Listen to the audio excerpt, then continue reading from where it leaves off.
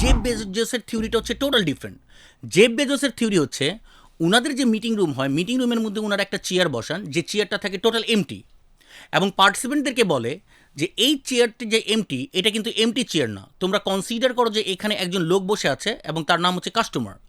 এবং উনি বলেন যে customer is the most important person in this room.